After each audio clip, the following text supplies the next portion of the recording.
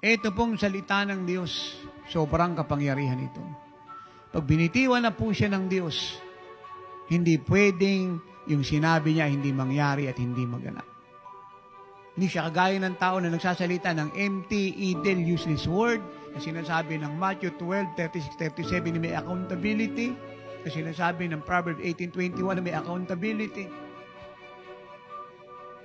na sinasabi ng Matthew 11:23 and 24 na may accountability, na sinasabi ng James 1:6 and 7 hanggang 8 na may accountability.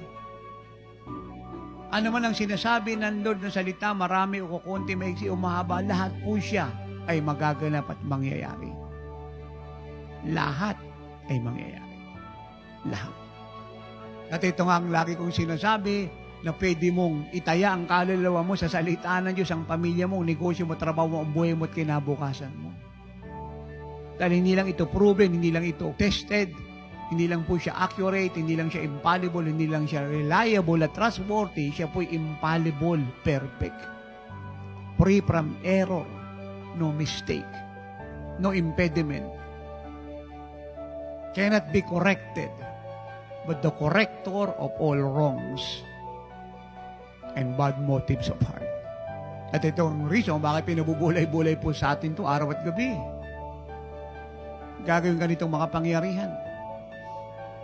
At ito yung lagi kong pinapaalala sa inyo at sa lahat. Na dapat ang lalabas sa bibig ko, pangako ng Diyos, hindi problema. Hindi pangangailangan, hindi nararamdaman, hindi sabi ng dialysis center, ng doktor, ng x-ray. Ibig hindi natin sinasabi hindi totoo yun. Pero walang pagbabago at walang kagaling ang ibibigay sa'yo kung puro yan ang kinukumpis mo. Ay, ikumpis mo yung salita niya. Dahil mas powerful ito roon sa dinadanas mo at nararamdaman mo. At ang salita niya ay may kapangyarihang magbago ng kalagayan mo sa buhay. And let me remind you, if you want to change your situation, then change your confession. Let me repeat, if you want to change your situation, then change your confession.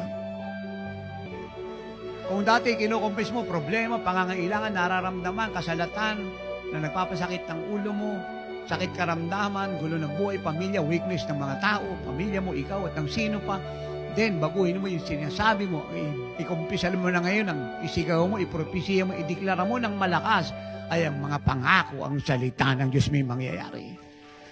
At maniwala ka na pag ito'y binitiwan mo, diniklara mo, nagsimula na po ang tagumpay at ang pagbabago sa buhay mo.